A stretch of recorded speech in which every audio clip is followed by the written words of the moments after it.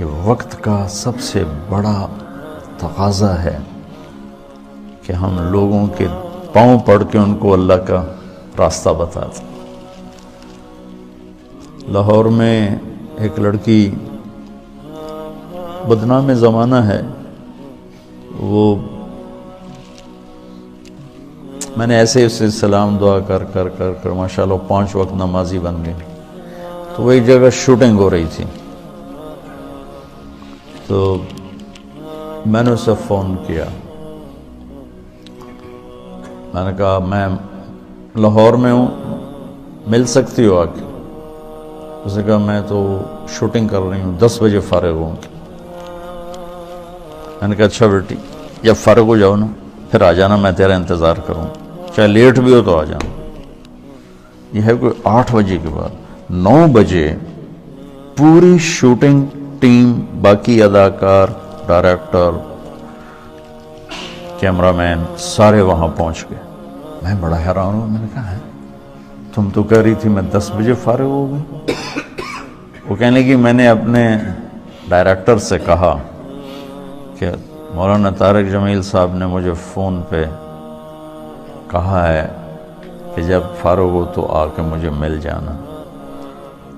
وہ ڈائریکٹر بھی سامنے بیٹھا تھا، تو یہ کہنے لگے کہ مولانا طارق جمیل صاحب تیرے جیسی لڑکی کو فون کریں گے، یہ کیسے ہے؟ انہوں نے کہا آپ یہ کہتے ہو تو مجھے بیٹی کہتے ہیں۔ تو اس نے کہا شوٹنگ آف کرو، اور پورا سارا شوٹنگ کا جتنا بھی عملہ ہے، چلو چل کے مولانا کی ملاقات کرو، میں اس آدمی کو دیکھنا چاہتا ہوں جو ایک طوائف کو بیٹی کہتا ہے۔ وہ سارے مجھے ملنے آ گئے، سارے۔ صرف ممبر پہ بیٹھ کے تقریر کرنے کا تمہیں شوق ہوتا ہے کہ ہم بھی علامہ کہلائیں، ہمارے بھی کوئی جوتے اٹھائے، کوئی بیگ اٹھائے، کوئی آگے چلے، کوئی پیچھے چلے، کوئی چائے پیش کرے، کوئی روٹی پیش کرے۔ شاہ اسماعیل شہید نے بازار حسن میں گشت کیا تھا، موتی طوائف کے پاس گئے تھے۔ اللہ مجھے بڑے بول سے بچائے، اللہ مجھے بڑے بول سے بچائے، اللہ مجھے بڑے بول سے بچائے۔ 1831 میں ان کی شہادت ہوئی ہے، 1831۔ تو 1831 سے پہلے کا زمانہ، یعنی 1810-20 کا زمانہ لگا لو، جب وہ دلی میں ہوتے تھے۔ اس کے بعد بازار حسن میں اللہ نے مجھے توفیق دی جانے کی، اور میں ان طوائفوں کے گھروں میں گیا، ان سے ملا، ان کے پاس بیٹھا، ان کی ہمدردی، دلداری کی اللہ نے مجھے توفیق دی، ان پر خرچ کرنے کی توفیق دی، انہیں گناہ سے بچانے کے لیے۔ تو اب 8-9 سال ہونے کو ہیں، تو لمبے کے بازار حسن میں ہر ہفتے تعلیم ہوتی ہے، اور اس میں طوائفیں آ کے تعلیم میں بیٹھ، کسی کو کلمہ نہیں آتا تھا، ان کے کلمے یاد کروائے، وضو نہیں پتہ تھا وضو کروائے، نماز کا نہیں پتہ تھا نماز سکھائی، اور کتنی لڑکیوں کی شادیاں ہو گئیں۔ کتنیوں نے کہا ہمارا خرچہ لگا دو تو ہم یہ پیشہ چھوڑ دیں گے، میں نے ان کا خرچہ لگا دیا، وہ گھر بیٹھ کے کھا رہی ہیں اور برائی نہیں کر رہی ہیں۔ تو مجھے اس میں کوئی آر نہیں محسوس ہوئی کہ میں اسے بھی اپنی آخرت کا سامان سمجھتا ہوں، اور میں نے ان کی نائکوں سے کہا ہوا ہے کہ جو اپنی بیٹی کی شادی کرے گی میں سارا خرچہ دوں گا۔ اور جتنا مظلوم یہ طبقہ میں نے جا کے دیکھا ہے، بہت مظلوم طبقہ ہے، بہت مظلوم طبقہ۔ مرد کی ہوس پوری ہوتی ہے اور لڑکی کے ماتھے پہ طوائف کا داغ لگ جاتا ہے، اور وہ اسی طرح سیٹھ صاحب بھی ہوتا ہے، چودھری صاحب بھی ہوتا ہے، میاں صاحب بھی ہوتا ہے، سردار صاحب بھی ہوتا ہے، مہر صاحب بھی ہوتا ہے، وہ اسی طرح ہوتا ہے، اس کا کالر سفید رہتا ہے، لڑکی کے ماتھے پہ طوائف کا داغ لگ جاتا ہے۔ پھر 7 سمندر کا پانی بھی اسے دھو نہیں سکتا.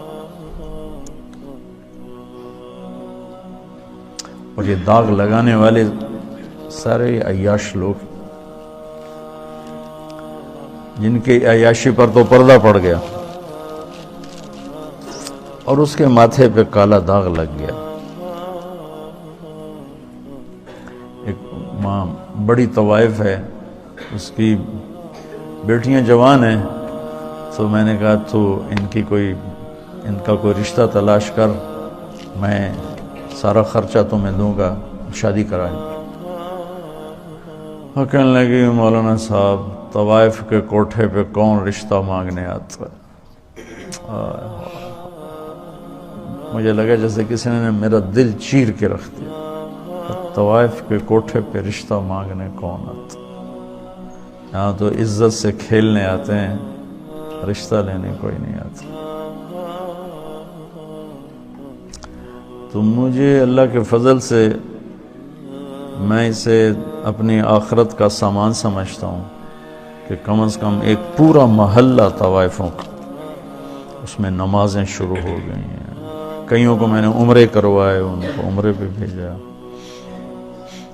آج ابھی یہاں آنے سے پہلے ان کا جو ایک مردوں میں ایک بڑا چودھری ہوتا ہے، ایک عورتوں میں ہوتی ہے، ان کا اپنا ایک پورا نظام ہے. میں نے اس سے فون کر کے کہا تم تیاری کرو، میں تمہیں عمرے پہ بھیجتا ہوں. اس نے مجھے اتنی دعائیں دی، اتنی دعائیں دی. تو میں چاہتا ہوں تبلیغ تمہارے اندر اس طرح اترے. میری تمنا ہے کہ اللہ آپ کے اندر تبلیغ زندہ کر دے. پھر چاہے ممبر پہ بیٹھو، کرسی پہ بیٹھو، درسگاہ میں بیٹھو، دکان پہ بیٹھو، گھوڑے پہ بیٹھو، گاڑی پہ بیٹھو، ہوا میں اڑو، تبلیغ تمہارے اندر ہو. اللہ کا نبی تشریف فرماتے کہ طوائف کا گزر ہوا، یعنی میں پیچھے سے دلیل دے رہا ہوں. تو مدینے وہ کہنے لگے یہ کیسا نبی ہے جو اکیلے ہی روٹی کھاتا ہے، کسی کو بلاتا ہی نہیں. وہ تو آپ کو تکلیف دینا چاہتی تھی، تنگ کرنا چاہتی تھی. تو آپ فرماتے طوائف ہے، اس کو دھکے دے کے باہر نکالو. آپ نے فرمایا آ جاؤ، آ جا، بیٹھ جا. ساتھ بٹھا لیا.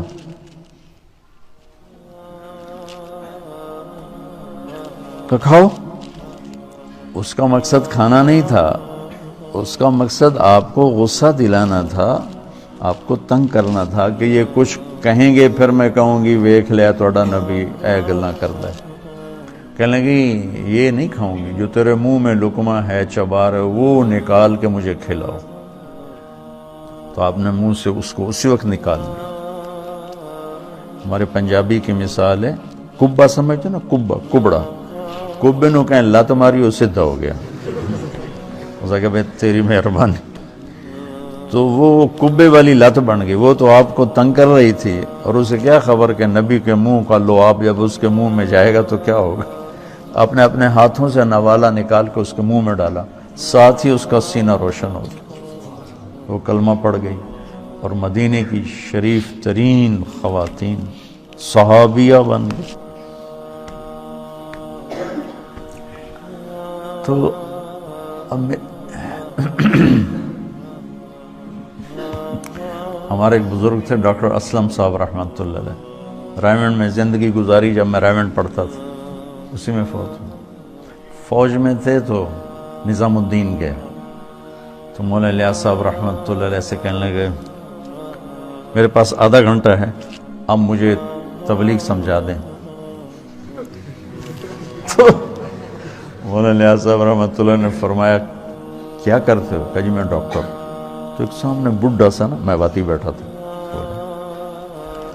کہا اس کو آدھے گھنٹے میں ڈاکٹری سمجھاؤں. وہ کہنے لگے میں آدھے گھنٹے میں اس کو ڈاکٹری سمجھاؤں گا، اس ان پڑھ کو میری عمر گزر گئی، میں اس کو ڈاکٹری سمجھاؤں آدھے گھنٹے میں؟